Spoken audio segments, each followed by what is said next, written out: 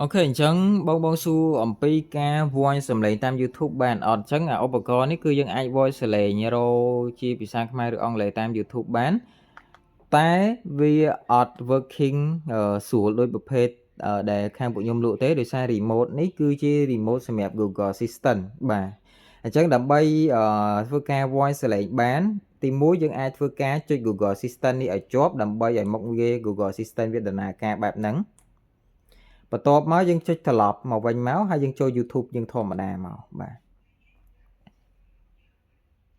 អញ្ចឹងបន្ទាប់ពីយើងចូលមកកាន់ YouTube ហើយយើងចុច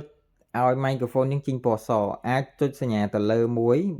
microphone របស់យើងចេញពណ៌សយើងអាចធ្វើការចុច OK ម្ដងហើយយើង voice សលេងបានអញ្ចឹងខ្ញុំចុច OK មួយចម្រៀង karaoke បាទអញ្ចឹងគឺវាធ្វើការចាប់សលេងរបស់យើងវា search ទៅបែបហ្នឹងបាទអញ្ចឹងរបៀប voice ខ្ញុំបញ្ជាក់ឲ្យហើយម្ដងទៀតត្រូវធ្វើការមុននឹងចូល YouTube ធ្វើការសកត់ Google Assistant ឲ្យវាចាប់សលេងយើងសិនដើម្បីឲ្យ tele នេះវា active ជាមួយនឹងមុខងារសលេងតាម YouTube បាទដោយសារអានេះ version របស់អាមេរិកវាពិបាកកន្លែង voice សលេង YouTube ហ្នឹងបន្តិចបាទបើមិនសិនជាប្រើ Google Assistant គឺវាអត់អីទេបាទព្រោះនៅអាមេរិកវាច្រើនគេធ្វើអីគឺភាគច្រើនគេប្រើតែ Google Assistant ទេដោយសារគេប្រើជាភាសាអង់គ្លេសគេចង់ឲ្យ search ចម្រៀងអីផ្សេងគឺគេ search តាម Google Assistant ទាំងអស់តែបើ version ស្រុកខ្មែរយើងមានវិធីហ្នឹងទេដែលអាចវាស្ដាប់ជាភាសាខ្មែររបស់យើងបានណាបាទ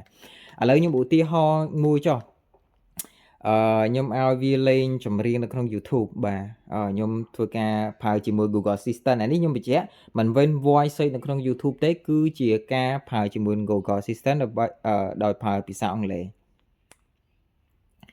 Search me take me to your heart in YouTube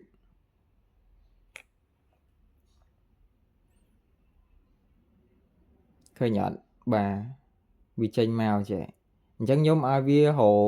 វីដេអូ take me to your heart នៅក្នុង YouTube វាចេញមកបែបណាហ្នឹងគឺយើងប្រើ Google Assistant អញ្ចឹងបាទហើយបើយើងចង់សួរវាអីផ្សេងគឺយើងប្រើ Google Assistant អានេះយើងរៀងលើសនេះតិចទេដោយសារតែវា